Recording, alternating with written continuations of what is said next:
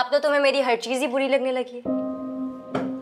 6 साल मोहब्बत शादी के 6 महीने बाद ही दम तोड़ गई। ना बदल गए हो ना तुम फहीम? मैं बदल गया हूँ? बदल मैं नहीं, बदल तुम गई हो। तुमने भी तो बड़े बड़े वादे किए थे शादी से पहले, इतनी भड़के मारी थी, उसका क्या हुआ? सिर्फ मुंह चलाना जानती हो, ना तो तुम्हें किसी चीज का सलीका है, ना ही तुम खाना पकाना जानती हो, ना ही घर संभालना।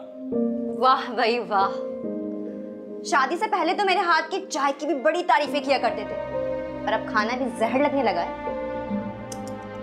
लेकिन ये बात मत भूलो कि मैं जॉब करती हूँ, और जॉब के साथ घर को संभालना बिल्कुल भी आसान नहीं हो। जॉब करके तुम मुझ पर एहसान नहीं करती। मैंने तुमसे कभी पूछा है कि तुम कितने पैसे कमाती हो, कहाँ खर्च करती हो? सिर्फ एक घर की जिम्मेदारी का सवाल करता हूँ मैं तुमसे। तो मत करो ना इतने सारे सवालात, मत करो सवालात मुझसे। सारी जिम्मेदारियों से अपनी माँ को तो कर दिया है बरी जमा, और सारी जिम्मेदारियां मुझ पर डाल दी है तुमने। मेरी माँ को बीच में मत लाओ। और कौन सी जिम्मेदारियां डाल दी तुम पर? घर की सफाई मुलाजमा करे, कपड़े मुलाजमा धोए, और आप हफ्ते में एक बार किचन में जाकर खाना बनाएं और हम पूरे हफ्ते वही खाना खाते रहे। Because according to you working women हफ्ते में सिर्फ एक बार खाना बनाती हैं और हम पूरे हफ्ते वही खाना खाते हैं। क्या तरबियत की है तुम्हारे माँ बाप ने तुम्हारी? जबान संभाल के फहीम, जबान संभाल के। शर्म आनी चाहिए तुम्हें। मेरे मरे हुए माँ बाप पर तंज कर रहे हो। जाहिल हो तुम, बिल्कुल जाहिल। सादिया, क्या कर रहे हो तुम? यही तरबियत की है मैंने तुम्हारी कि तुम औरतों पे हाथ उठाओ? लोग क्या कहेंगे? अम्मी आप बीच में मत आए। इंसान शादी करता है सुकून हासिल करने के लिए, लेकिन इस औरत ने मेरी जिंदगी हराम कर दी। बेटा बीच में मैं तो जब भी नहीं आई थी जब तुमने अपनी पसंद की शादी की थी। अब सादिया इस घर की बहू है और तुम्हारा कोई हक नहीं है कि इस पे हाथ उठाओ, समझे तुम? और खुदा के लिए मुझ पे और अपने मरहूम बाप की रूह पे रहम करो। मरहूम बाप? आपके बेटे को ना मरहूम लोगों की इज्जत का जरा सा भी पास नहीं। खैर मुझे तो ऑफिस जाना है। सुबह सुबह इस सारी फजूलियात ने मेरा मूड खराब कर दिया। मतलब चलिए आप लोग करेंगे। आपने देखा आपने क्या किया?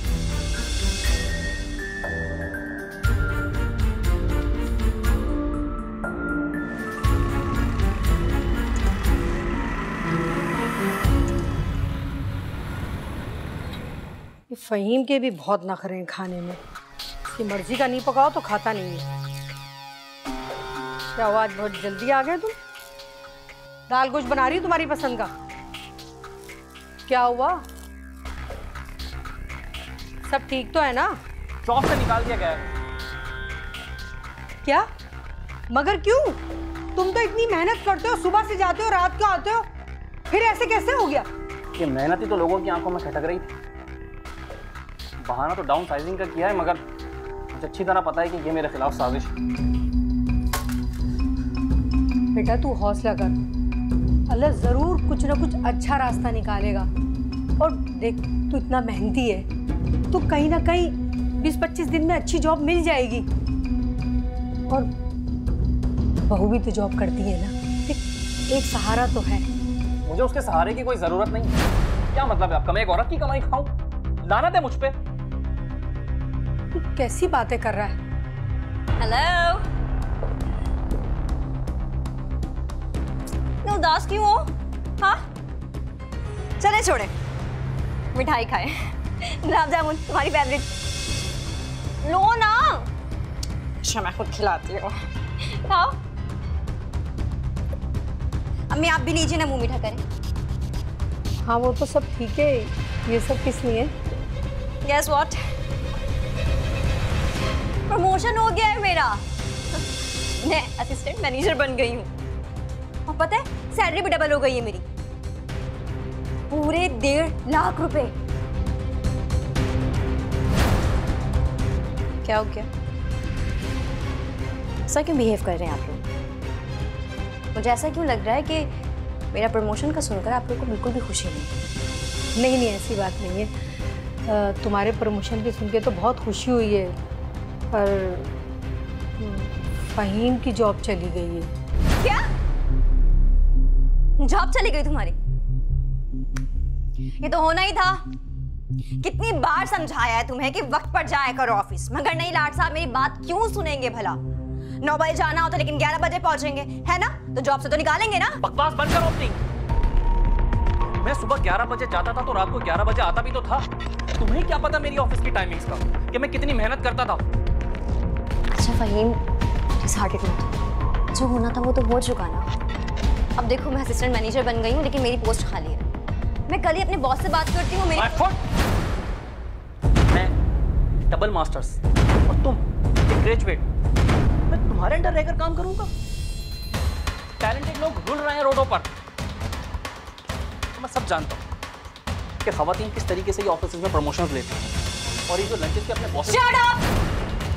Just shut your mouth. दिमाग ना तुम्हारा खराब हो गया है। तुम्हें पता भी तुम क्या बात कर रहे हो और किसके मुतालिक बात कर रहे हो? तुम कहना क्या चाह रहे हो? मुझ में टैलेंट नहीं है, नवाजा गया है मुझे। हाँ, मतलब जो प्रमोशन मिली है मुझे, तुम ये कहना चाह रहे हो कि मैं ऑफिस में जाकर अपने बॉस को रिझाती हूँ जब भी मुझे प्रमोशन मिली है? तुम जैसे इंसान जब नाकाम हो जाते हैं ना, तो सारा मलबा अपनी बीवी पर डाल देते हैं। क्या हो गया तुम लोगों को? होश में आओ।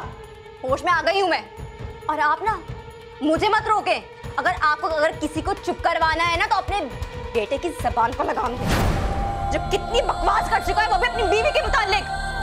और मिस्टर फहीम, अगर मैं बदकिरदार होती ना, तो आज तुम्हारे घर में तुम्हारी बीवी की हैसियत से मैं मौजूद नहीं होती। बहुत शर्मिंदगी हो रही है ना मेरी बीवी होने पर। ठीक, जाओ, चली जाओ यहाँ से। और वैसे भी तुम एक बेरोजगार शख्स के साथ रहकर करोगी भी क्या? बेरोजगार इंसान के साथ तो रह सकती हूँ, लेकिन एक ऐसा इंसान जो अपनी बीवी के ऊपर बदकिरदारी का इल्जाम लगाए, उस घटिया इंसान के साथ नहीं रह सकती मैं। और तुम क्या निकालोगे मुझे?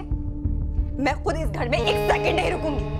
मेरे पीछे आओगे ना रोकने के लिए, जब भी नहीं रुकूंगी मैं। अरे जाओ, दफा हो जाओ यहाँ से। सादिया! जो तुम्हारी सलाहियत है उनके पास जाओ।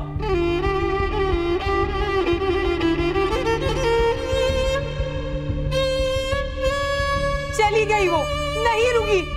फहीम, ये तुमने क्या कर दिया? तुम्हें पता, जब मियाँ बीवी में अना आ जाती है ना, तो सिर्फ अना जीतती है और रिश्ते हार जाते हैं। लेकिन ये बात तुम नहीं समझोगे। जब सब खत्म हो जाएगा ना, जब समझ में आएगा तुम्हारी।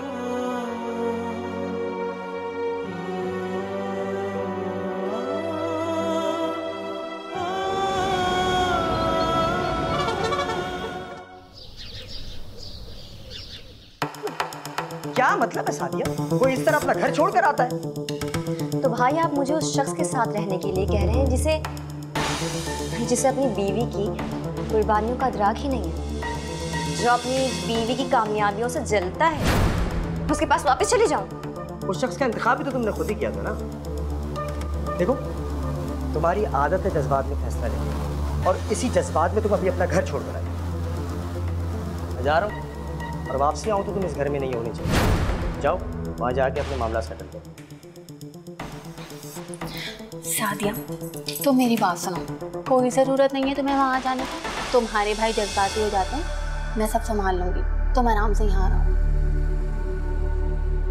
नहीं भाभी, मुझे लगता है भाई बिल्कुल ठीक कह रहे हैं। मैंने जज्बात में आके गलत फैसला कर लिया है। मुझे फहीम को इस हालत में अकेले नहीं छोड़ना चाहिए था। कैसी बातें कर रही हो तुम? तुम्हारा और उसका जोड़ ही नहीं है। तुम्हें पता है, शादी से पहले भी तुम उससे ज़्यादा कमाती थी, और शादी के बाद भी। लेकिन उसने क्या किया? तुम्हारा बिल्कुल ख्याल नहीं रखा, उल्टा तुम पे घर की सारी जिम्मेदारियाँ डाल दी। आज भी तुम उससे कहीं ज़्यादा कमाती हो। 1-1.5 लाख सैलरी है तुम्हारी। अगर 10-15 हज़ार का नौकर रखोगी तो अच्छी ज़िंदगी गुजारोगी। छोड़ो सारी टेंशन। और हाँ, तुम्हारे भाई को मैं संभाल लूँगी, तुम बस अपना ख्याल रखो। अरे अच्छा हुआ यार चली गई। और ख़बरदार जो तुम उसको मनाने गए, एक बार ये गलती कर दी ना तो सारी ज़िंदगी भुगतनी पड़ेगी। अरे आने दो उसकी अकल ठिकाने यार। मगर अनवर भाई, इस तरह बात बढ़ नहीं जाएगी। देखिए, मुझे तो अपनी गलती का एहसास हो गया है, लेकिन मैंने भी उसके साथ कोई ज़्यादतियाँ कम नहीं की। अरे तो क्या गलत किया तुमने? पर यार, क्या मर्द को एक सवाल करने का भी हक नहीं है क्या? और मैं तो वैसे भी कहता था वो और तुम साथ चल ही नहीं सकते। और मैंने तो पहले ही कहा था कि यार उसकी मुलाजमत छुड़वा दो, पर कतर दो उसके। लेकिन तुम पर ही वुमेन एम्पावरमेंट का भूत सवार था। और बड़े बूढ़े कहा करते कि मर्द और औरत गाड़ी के 2 पहिए होते हैं। देख लिया नतीजा।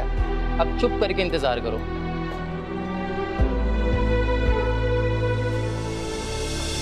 आप ठीक कह रही हैं भाभी। अगर वो मुझे लेने आया ना तो मैं चली जाऊंगी, लेकिन अगर वो नहीं आया तो फिर क्या होगा? क्या हो गया तुम्हें? तुम खुद मुख्तार औरत हो, तुम्हें उसकी क्या ज़रूरत है? तुम अपने सारे फैसले खुद कर सकती हो। मैं तो तुम्हें यही मशवरा दूंगी, तुम उससे जान छुटा लो, खुला ले लो तुम उससे। खुला? कैसी बातें कर रही हैं भाभी आप? ठीक है, वही मुझसे लड़ते हैं, तल्ख कलामी तो हो ही जाती है ना, मगर इसका मतलब ये तो नहीं है कि मैं उनसे खुला ले लूं। उनसे बहुत मोहब्बत करती हूँ भाभी, मैं उनसे अलग नहीं हो सकती। ठीक है, बस हो गई गलती। और कौन सी मोहब्बत? कौन सी मोहब्बत की बात कर रही हो तुम? क्या हाल किया उसने तुम्हारा? कौन सी जिम्मेदारी निभाई है उसने? घर की सारी जिम्मेदारियां तुम पे सौंप दी, इस मोहब्बत की बात कर रही हो? कुछ नहीं होती मोहब्बत, अभी भी वक्त है इस रिश्ते से जान छुड़ा लो। और शुक्र करो अल्लाह ने तुम्हें अभी औलाद नहीं दी, औलाद हो जाती तो तुम्हारे पैरों में बेड़ियां पड़ जाती, फिर क्या करती तुम? यही वक्त है अपने बारे में सोचो, यही अच्छा फैसला है कि तुम खुला ले लो। देखो, मैं तुम्हें अपनी छोटी बहनों की तरह समझती हूँ, मैंने कभी तुम्हें अपनी नंद नहीं समझा। मैं तुम्हारे साथ हूँ।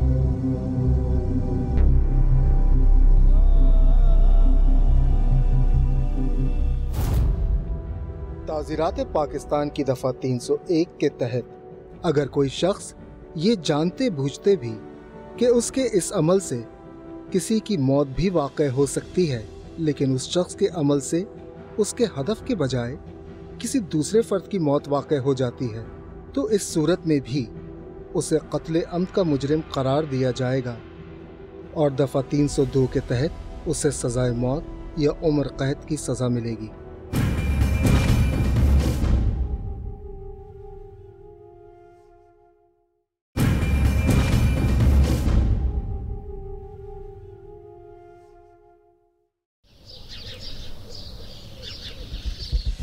अम्मी, अम्मी, अरे क्या हुआ बेटा, क्यों चीख रहे हो?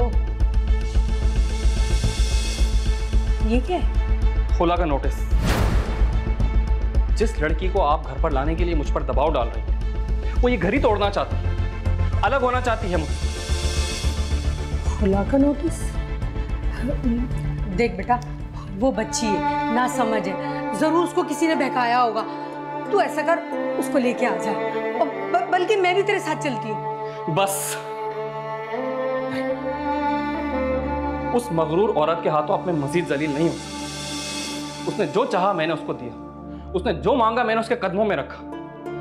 अब वो मुझसे खुला चाहती है तो मैं उसे खुला देने के लिए तैयार हूं। देख बेटा, ये गलती ना कर, और ऐसे फैसलों से सिर्फ तबाही आती है, और मैं इस घर को ढहता हुआ देख रही हूँ। देख, बहू को लेकर आजा, और किसी के चुगने से कोई कमजोर नहीं होता। आपकी बहू अब हमेशा हमेशा के लिए मर चुकी है। मैं कल पहली ही पेशी में ये केस खत्म कर दूं, हमेशा हमेशा के लिए।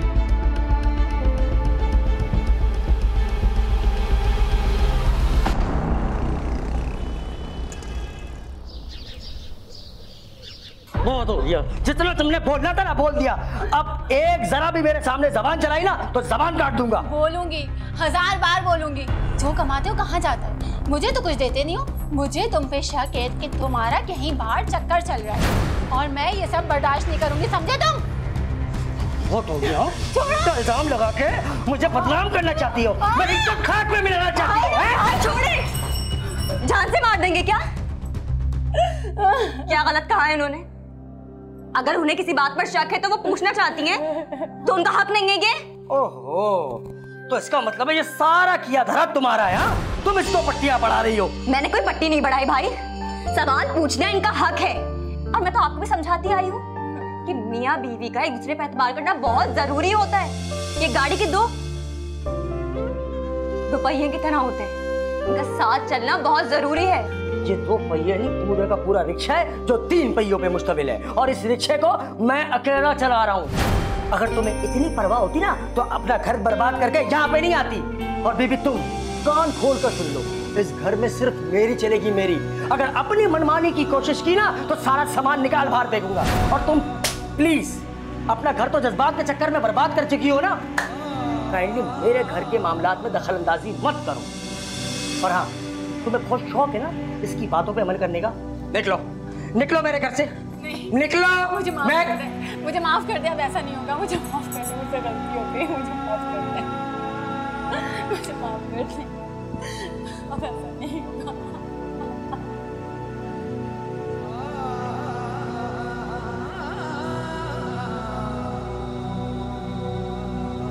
मैं जिंदगी गुजारना नहीं, तुम्हारे साथ जीना चाहता हूँ। मैंने सिर्फ तुमसे मोहब्बत की और तुम्हारे साथ ही मरना चाहता हूँ। हाँ, मैं गुस्से का थोड़ा तेज जरूर हूँ, लेकिन जब कभी नाराज हुआ करूँ तो तुम मुझे मना लिया करो। मैं बहुत मोहब्बत करता हूँ तुमसे।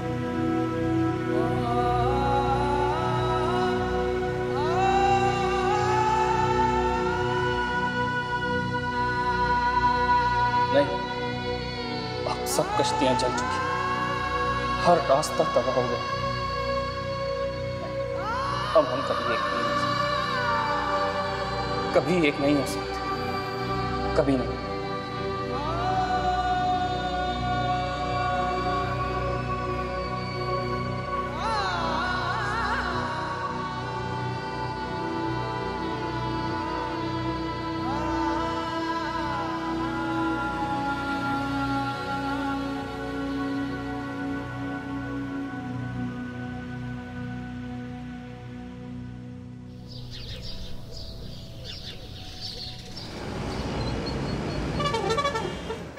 हेलो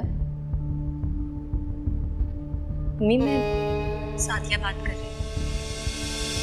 कैसी हैं आप? सादिया, मैं ठीक हूँ, मगर तुम रो क्यों रही हो? अम्मी, मुझसे बहुत बड़ी गलती हो गई। 7 माह हो गए खुदा को, लेकिन एक दिन भी ऐसा नहीं जिस दिन मुझे पछतावा ना हुआ। बहुत शर्मिंदा हूँ। मैंने इस बात में आके बहुत गलत फैसला कर लिया। रोजाना दिल में आता है कि फहीम से बात कर लूं, लेकिन मेरी हिम्मत नहीं होती। बेटा, मैंने फहीम को बहुत समझाया, लेकिन गुस्से में इंसान बहक जाता है। अच्छा, तुम रुको, मैं उससे बात कराती हूँ। फहीम, फहीम बेटा। जिम्मी आया। लो, जिम्मी बात करो। इसका फोन, बात तो करो। हेलो सादिया, क्या हुआ? तुम ठीक तो हो? तुम रो क्यों रही हो?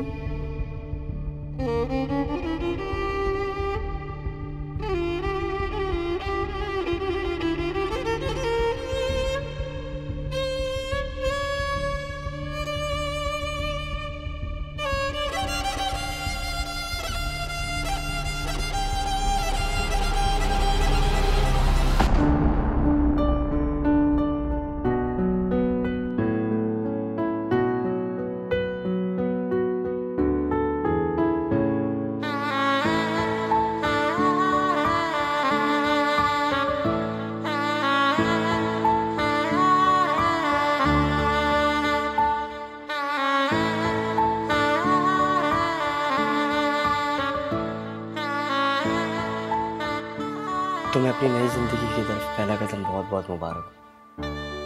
मेरी दुआ है कि तुम्हारी आने वाली ज़िंदगी बेहतर गुजरे। अच्छा चलें, अब हमें इजाज़त दें। आपको मालूम है कि बारिश का सिलसिला चल रहा है और घर भी बहुत दूर है। अरे इतनी जल्दी क्या है, फिर खाने का इंतज़ाम किया, आप लोग सब खाना खा के जाएंगे? नहीं, उसकी कोई ज़रूरत नहीं है, इंशाल्लाह अगली दफ़ा ज़रूर।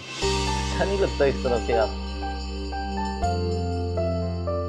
चले, जैसे आपकी मर्जी। चले भाई।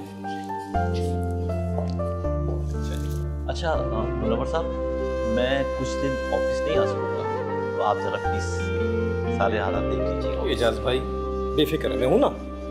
ओके, अल्लाह हाफ़िज़।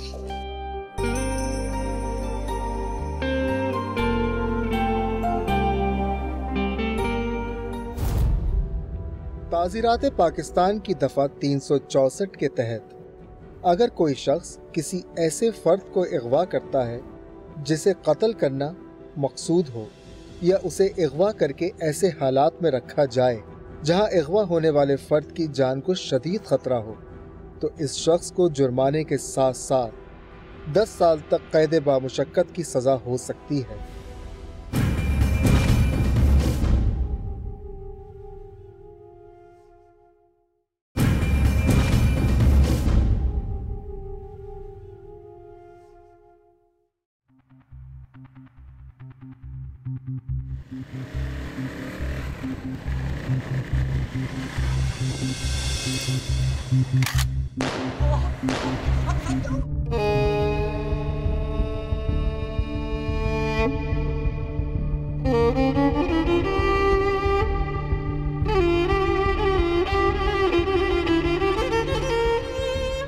मैडम 65 साल एजाज खान को 17 अगस्त की सुबह कत्ल किया गया। मकतूल अपने डॉक्टर से मिलने जा रहा था। कातिल मोटरसाइकिल पर सवार था और 2 फायर करके फरार हो गया। ना तो कोई उसका चेहरा दिख सका और ना ही बाइक की नंबर प्लेट नोट की। और जाए वक़्फ़ों से ऐसा कोई सुराग नहीं मिला जो कातिल की निशानदेही कर सके। दरअसल एजाज खान ने कत्ल से चंद रोज़ पहले 25 साल सादिया से शादी कर ली। सादिया अपने साबका शौहर फ़हीम से तकरीबन 7 महीने पहले खुला ले चुकी थी और एजाज खान के सेल फ़ोन रिकॉर्ड से एक हैरानकुन इंकशाफ हुआ कि सादिया के साबका शौहर फ़हीम ने हालिया दिनों में एजाज खान से मुतादिद बार रब्ता की और काफ़ी देर तक लंबी बातें की। और मैडम मकतूल के ड्राइवर ने इस बात की तस्दीक की है कि फ़हीम शादी से चंद रोज़ पहले एजाज खान से मिलने आया था। दूसरी जानिब सादिया के फ़ोन रिकॉर्ड से इस बात की तस्दीक होती है कि वो मुसलसल फ़हीम से राब्ते में थी और कत्ल से आधे घंटे पहले भी इन दोनों के दरमियान रब्ता हुआ। इसके अलावा मकतूल के भांजे ने सादिया और फ़हीम पर शक का इजहार किया। उसी की मुद्दत में हमने मुकदमा दर्ज किया है और दोनों को गिरफ्तार कर लिया। देखिए, अभी तक की आपने जितनी तफ्तीश की है और जो मैं रिपोर्ट्स पढ़ रही थी उसमें तो इन दोनों मुल्ज़िमान के ख़िलाफ़ आपके पास कोई सबूत नहीं है और मकतूल के फ़ोन रिकॉर्ड से आपको फ़हीम पर शक जा रहा है। क्या दोनों ने कोई एतराफ़ी बयान दिया है? नहीं, एतराफ़ी बयान तो नहीं दिया। असल में मुल्ज़िमान का मौक़िफ़ ये है कि सादिया और एजाज खान की शादी का मकसद महज हलाला था। शांति, गलती मेरी है, बहकावे में आ गई थी, समझ ही नहीं सकी कि रिश्ते कुर्बानी मांगने से नहीं, रिश्ते कुर्बानी देने से मजबूत होते हैं। सिर्फ तुम्हारा कसूर नहीं, मैं भी कसूरवार हूँ। मैंने खुद को अपनी अना के पिंजरे में ऐसे कैद कर लिया था कि मैं अपने दिल की आवाज ही नहीं सुन सका। मैं अगर तुम्हें लेने आ जाता तो आज ये सब कुछ नहीं देखना पड़ता। तो कुछ भी नहीं हो सकता। कानूनन और शरअन हम कभी एक नहीं हो सकते। हमने अपने हाथों से अपनी किस्मत जला डाली।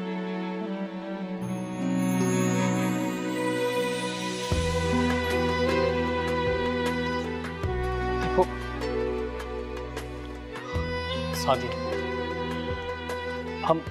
हम दोबारा एक हो सकते हैं, लेकिन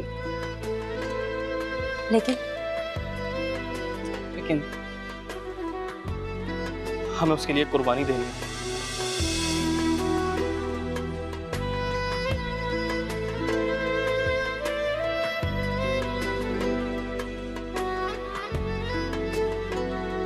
अपनी गलती सुधारने के लिए कुछ भी कर सकते हैं, लेकिन इसमें बहुत खतरा है। देखो, अगर हम दोनों को एक होना है ना, तो हमें इस आग के दरिया को उबूर करना ही है। तो उसके अलावा कोई रास्ता नहीं, कोई रास्ता नहीं। सादिया और एजाज खान की शादी का मकसद महज हलाला था और फ़हीम इसी सिलसिले में एजाज खान से राब्ते में था। फ़हीम, तुमने अपने आप को खासी मुसीबत में डाल दिया है और मुझसे भी बहुत बड़ा मुतालबा कर रहे हो। अंकल, मैं बहुत मजबूर हूँ, लेकिन हलाले जैसे मामले में हर एक पर भरोसा नहीं किया जा सकता। इसलिए मैं बड़ी उम्मीद लेकर आपके पास आया हूँ। शादी के फ़ौरन बाद आप सादिया को तलाक दे दीजिए। मैं पहले ही अपने किए की बहुत सज़ा पा चुका हूँ। बस ये मेरा आखिरी इम्तिहान है। बेटा, तुम्हारे वालिद साहब मेरे मुहसिन थे, बहुत एहतराम करता था मैं उनका। ठीक है, मैं हलाले के लिए तैयार हूँ। क्या होगा, बहुत से बहुत लोग मेरा मजाक उड़ाएंगे, हंसेंगे मुझ पर। बेटा, मैं तो अपनी ज़िंदगी जी चुका हूँ। अगर मैं तुम्हारे किसी काम आ जाऊँगा तो मुझे बहुत खुशी होगी। और एजाज खान ने इस मामले में किसी किस्म का एतराज़ नहीं किया। वो शादी के बाद तलाक देने पे आमादा था, मगर वो शादी के कुछ अरसे बाद बीमार पड़ गया, तो ये तलाक का मामला थोड़ा डिले हो गया और उसके बाद अचानक उसका कत्ल हो गया। देखिए, अगर मामला इफ़हाम और तफ़हीम के साथ तय हो रहा था और कोई लड़ाई झगड़ा नहीं था और कोई तलाक की मुद्दत भी तय नहीं हुई थी कि इतने दिनों में तलाक देनी है, और अगर वो तलाक पर राज़ी नहीं भी था तब भी सादिया के पास खुला लेने का तो हक था, तो इस तमाम सूरत हाल पर मुझे तो नहीं समझ आ रहा कि सादिया और फ़हीम पर किस वजह से शक है आपको अभी भी। शक तो अभी भी है मैडम, क्योंकि मकतूल के बिजनेस पार्टनर मुनव्वर का कहना है तलाक। ये कैसी बातें कर रहे हैं आप? एजाज खान तो इस शादी से बहुत खुश थे, बहुत तारीफ़ करते थे सादिया की, और उनकी तो ख्वाहिश थी कि इस रिश्ते से उन्हें वारिस मिल जाए। अच्छा, ये बताइए कि एजाज खान ने कभी कोई ऐसी बात कही कि जिससे आपको लगा हो कि वो इस रिश्ते के मुताल्लिक कुछ परेशान है? नहीं, कत्ल से एक रोज़ पहले मेरी उनसे बात हुई है। वो तो सादिया को अपने बिजनेस में शामिल करने का प्रोग्राम बनाए बैठे थे। मेरी समझ नहीं आ रहा कि ये हलाला और तलाक की कहानी आपको किसने सुना दी। बिल्कुल बेतुकी है। मुनव्वर के मुताबिक एजाज इस शादी से खुश था और वो तलाक नहीं देना चाहता था। सादिया के बारे में उसने कुछ बताया? क्या सादिया भी तलाक लेना चाहती थी या नहीं? मुनव्वर को सिर्फ फ़हीम पर शक है या उसको ये शक है कि सादिया फ़हीम के साथ मिली हुई थी और प्रॉपर्टी की लालच में कत्ल किया है उसने? जी बिल्कुल, इन्हीं तमाम पहलुओं को सामने रख के हम मज़ीद तफ्तीश करें और कल उन्हें अदालत में पेश करें।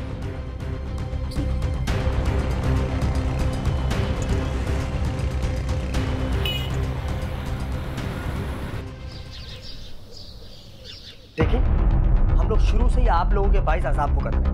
आपके बेटे की वजह से मेरी बहन कत्ल के इल्जाम में गिरफ्तार हुई। क्या हालत थी उसकी, आपने देखा था? क्या हालत बनाई हुई थी उसने अपनी पेशी में। और आपको बहुत आसान लग रहा है ना कि आमना वकील के सामने आप केस जीत जाएंगे। 1 हफ्ते का रिमांड दिया है उन्होंने। ये इतनी नाउमीदी अच्छी नहीं। हमारी पोजीशन बहुत मजबूत है। पुलिस के मफरूज़ों का इन्हिसार सिर्फ मुहर्रिक पर है। ना तो इनके पास कोई चश्मदीद गवाह है और ना ही कोई आले कत्ल बरामद हुआ। और फ़हीम की सेल फोन लोकेशन से भी ये बात साबित होती है कि वो चाहे वक़्त से कई मील दूर था, पुलिस को ना चाहते हुए भी नए सस्पेक्ट तलाश करने होंगे। वकील साहब, उन दोनों की जमानत तो हो जाएगी ना? जी, क्यों नहीं। बेगुनाह को ज़्यादा देर सलाखों के पीछे नहीं रखा जा सकता। इंशाल्लाह अगली पेशी में वो रिहा हो जाएंगे।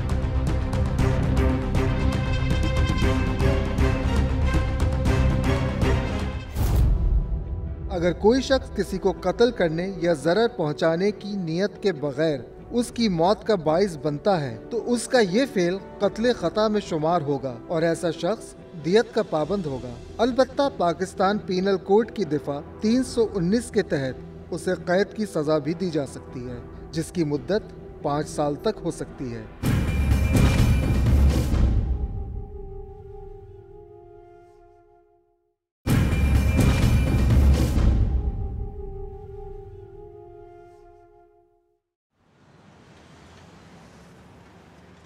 मुलजिम फ़हीम की सेल फोन लोकेशन फ़कत पुलिस को गुमराह करने की साजिश है।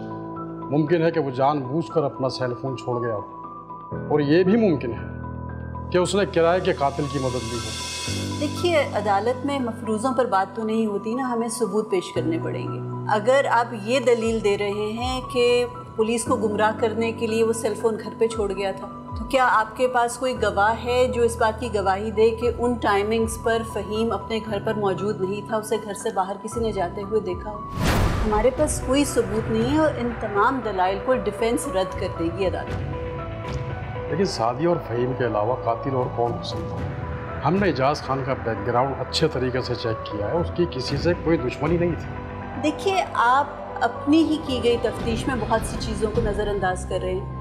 अब जो बिल्कुल इब्तदाई तफ्तीश थी उसमें मकतूल के ड्राइवर नवाज़ ने एक बहुत अहम बात बताई थी कि उस रोज़ सिर्फ फ़हीम ही नहीं था जो मकतूल के घर पर गैर मुतवक्के तौर पर आया था, बल्कि उस रोज़ एक और शख्स भी घर पर आया था जिसके आने की किसी को तवक्को ही नहीं थी, और वो था मकतूल का भाई फैज़।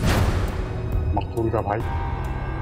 मैं समझा नहीं मैडम। जाहिर है उसकी आमद तो मुतवक्के थी, आखिर वो उसका भाई था। नहीं, ये आमद मुतवक्के। मेरी ड्राइवर से बात हुई, मुझे तो ये तक नहीं पता था कि एजाज खान का कोई भाई भी है।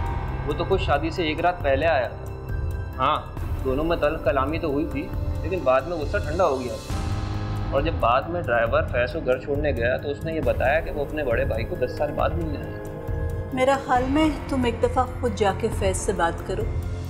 इंस्पेक्टर साहब ना जाएं तो बेहतर है, हो सकता है पुलिस वाले को देखकर घबरा जाए।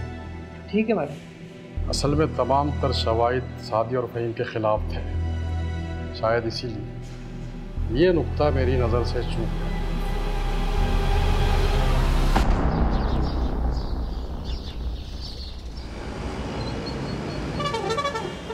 हाँ, मिला था मैं उससे। मेरा उसके कत्ल से कोई ताल्लुक नहीं है। मैं तो बड़े से बात अपना हक और हिस्सा मांगने गया था। कैसा हिस्सा? वो बंगला और प्रॉपर्टी तो एजाज खान के नाम है। प्रॉपर्टी में नहीं, उस बंगले में। वो बंगला हमारे वालिद साहब के नाम था। हम 2 भाई थे, साथ ही रहते थे। 10 साल पहले मुझे एक मुकदमे में जेल हो गई थी। उसने वो बंगला बेचकर अपने कारोबार में पैसे लगा दिए थे। मुझसे भी कतई ताल्लुक कर लिया था। मुझे मेरे रिहाई के बाद पैसों की ज़रूरत थी, मैं उसके पास पैसे मांगने चला गया। तो उन पैसों की वजह से आप दोनों का झगड़ा हुआ? मैं तो झगड़ने के लिए था, मगर उसकी हालत देखकर खामोश हो गया। खिलाफ तवक्को तो वो भी धीमे पड़ गया था, और बेखुशी में उसने मेरा हिस्सा दे दिया। हिस्सा दे दिया? मगर कैसे? मुलाकात के 4 रोज़ बाद तो उनका कत्ल हो गया था। डॉक्यूमेंट्स कब बने? असल में उसने मेरे नाम का चेक बनाया था 1.5 करोड़ का। वो अगले दिन ही मैंने जमा करा दिया था, और कत्ल से 1 रोज़ पहले वो मेरे अकाउंट में ट्रांसफ़र हो गया। आप खासे खुशकिस्मत रहे। अच्छा, मुझे ये चेक की फ़ोटोकॉपी मिल सकती है? जी ज़रूर, ले लें।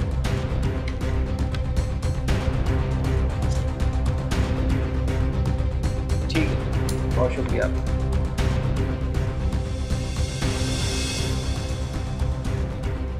अच्छा, तो 15 मिलियन रुपीस एजाज के अकाउंट से ट्रांसफ़र किए गए हैं, और वो भी उसके मरने से 24 घंटे पहले। जी, और बैंक ने उसे अपने तरीके के मुताबिक इन्फॉर्म भी किया था।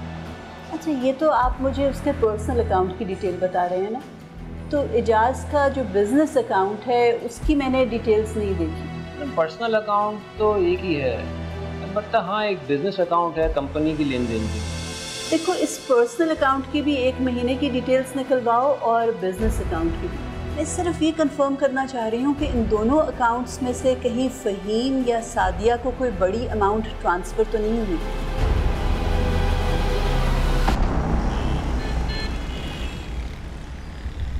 मुनव्वर साहब, आपने पुलिस के सामने सादिया और फ़हीम पर शक का इजहार किया कि प्रॉपर्टी की लालच में उन्होंने एजाज को कत्ल किया।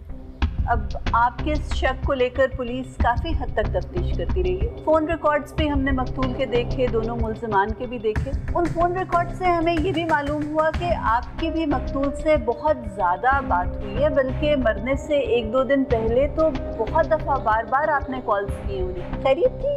क्या मामला था जो आपको इतनी मर्तबा कॉल करना पड़ा उन्हें? वो कंपनी और बिजनेस के मुतालिक मैं हिदायत लेता था, और क्या।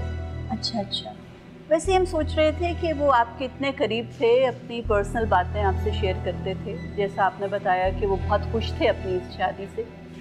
तो कभी उन्होंने ज़ाती नौयत की कोई बात आपको बताई कि उन्हें अपनी जान को ख़तरा है फ़हीम से या अपने भाई फैज़ से? जी, वो अक्सर परेशान रहते थे, और उन्होंने बताया था कि उनकी जान को खतरा है। अच्छा, अजीब सी बात है। अब मैं पूछ रही हूँ आपसे तो आपको याद आया कि उन्होंने इस बात का तज़किरा किया। हालांकि ना तो आपने इब्तदाई तफ्तीश में इंस्पेक्टर साहब को बताया कि उन्होंने ऐसी कोई बात की थी कि उन्हें अपनी जान का खतरा है, बल्कि बाद की भी तफ्तीश में मेरे ख्याल में इंस्पेक्टर साहब इन्होंने कोई ऐसा जिक्र तो नहीं किया। जी मैम, तो मैं भूल गया था। अच्छा, हाँ ये हो सकता है आप भूल गए हो, बिल्कुल उसी तरह जिस तरह आप पुलिस को ये बात बताना भूल गए थे कि मकतूल के मरने से 48 घंटे पहले आपने कंपनी अकाउंट से 80 मिलियन रुपीस अपने पर्सनल अकाउंट में ट्रांसफर किए। भूल गए थे ना बताना कि गबन किया था आपने। नहीं, ये सच नहीं है। देखिए, झूठ बोलने का कोई फायदा नहीं। हमारे पास सारे बैंक अकाउंट के रिकॉर्ड्स हैं, उन ट्रांजैक्शंस के भी रिकॉर्ड्स हैं कि किस तरह आपने कंपनी अकाउंट से अपने ज़ाती अकाउंट में ये पैसे ट्रांसफ़र करवाए। और आप पर शक ना जाए, क्योंकि कत्ल का मोटिव तो सामने नज़र आ गया है। पैसे चोरी किए आप, इसी वजह से आपने कत्ल किया, और कितनी होशियारी से कि इन पर शक ना जाए, तफ्तीश का रुख ही मोड़ दिया। सारा शक सादिया और फ़हीम पर डाल दिया। देखिए मुनव्वर साहब, आपके लिए बेहतर यही होगा कि जो भी सच है वो शराफत से बता, वरना हमारे पास सच उगलवाने के बहुत सारे हैं।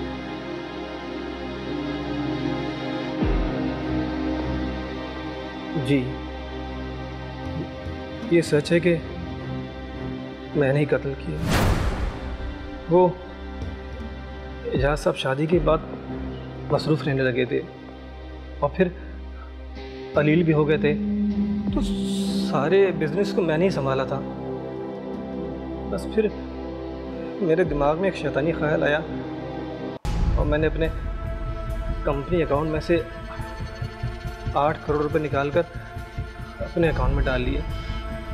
मेरी फैमिली कनाडा में रहती, तो मैंने सोचा कि पैसे लेके मैं हमेशा के लिए कनाडा शिफ्ट हो जाऊंगा, लेकिन इस बात का इल्म एजाज साहब को हो गया। मुनव्वर, मैं सोच भी नहीं सकता था कि तुम इस हद तक गिर जाओगे। मेरी पीठ में खंजर घुमाए तुमने, मेरे अकाउंट से सारे पैसे निकलवा लिए। एजाज भाई, आपको गलतफहमी हुई है। एक बहुत बड़ी डील थी, अभी आपकी शादी हुई है, मैंने मुनासिब नहीं समझा आपको तंग करना। यकीन करें मेरा, इस वाक़े के बाद कोई बेवकूफ़ी होगा जो तुम पर यकीन करेगा। देखो मुनव्वर, तुम्हारे पास सिर्फ 24 घंटे हैं, अपनी गलती को सुधार लो और एक एप्लीकेशन लिख कर दे दो माफ़ीनामे की, वरना मैं भूल जाऊंगा कि तुम मेरे दोस्त थे। और हाँ, एक बात और याद रखना कि आज के बाद मैं और तुम एक साथ बिजनेस नहीं कर सकते, समझ गए तुम? और हाँ, वो जो पैसे तुमने निकाले हैं ना, फौरन अकाउंट में ट्रांसफर कर दो। हेलो हेलो, लगता है एजाज खान तुम्हें ऊपर जाने की बहुत जल्दी है। इससे पहले कि तुम पुलिस तक पहुंचो, मैं खुद तुम तक पहुंच जाऊंगा। उनका फ़ोन आया, उन्होंने मुझे धमकी दी कि अगर मैंने अकाउंट में पैसे वापस न डाले तो वो पुलिस स्टेशन में मेरी कंप्लेन करा देंगे। और उन्होंने ये भी कहा था कि मैं तुम्हारी अखबार में तस्वीर छपवा दूंगा और तुमसे कोई ज़िंदगी पर कारोबार नहीं करेगा। बस यही सोच के मैं डर गया कि मेरी तो रेपुटेशन ख़राब हो जाएगी और जेल अलग हो जाएगी। मैं इन पैसों को वापस करना नहीं चाहता था। मैं अपना मुस्तकबिल बर्बाद करना नहीं चाहता था। बस यही सोच के मैंने एजाज साहब को कत्ल कर दिया और सोचा कि इसका इल्ज़ाम फ़हीम पर उनकी बीवी सादिया पे आ जाएगा। अब गबन के साथ साथ कत्ल की भी सज़ा मिलेगी आपको। ले जाएं, थाने ले चलें। ले चल तारिक। वकला की बहस, पेश किए गए शवाहिद और मुल्ज़िम मुनव्वर के इतराफ़ी जुर्म के बाद ये अदालत इस नतीजे पर पहुंची है कि मुल्ज़िम मुनव्वर ने बाकायदा एक सोचे समझे मंसूबे के तहत किराए के पिस्तौल से अपने घरेलू मुलाजिम को इल्म में लाए बगैर उसकी मोटरसाइकिल लेकर मकतूल एजाज को कत्ल किया। लिहाजा ये अदालत ताज़ीरात पाकिस्तान की दफ़ा 302 के तहत मुल्ज़िम को सज़ाए मौत का हुक्म सुनाती है, जबकि फ़हीम और सादिया को इस केस से बाइज्जत बरी किया जाता है। इसके साथ पुलिस को हिदायत की जाती है कि जिस शख्स से भी मुल्ज़िम ने पिस्तौल लिया था उसको फ़ौरन गिरफ्तार किया जाए। अदालत बर्खास्त की जाती है। अगर आप भी कोर्ट नंबर 5 में कोई केस पेश करना चाहते हैं तो हमें ईमेल करें court5@sama.tv।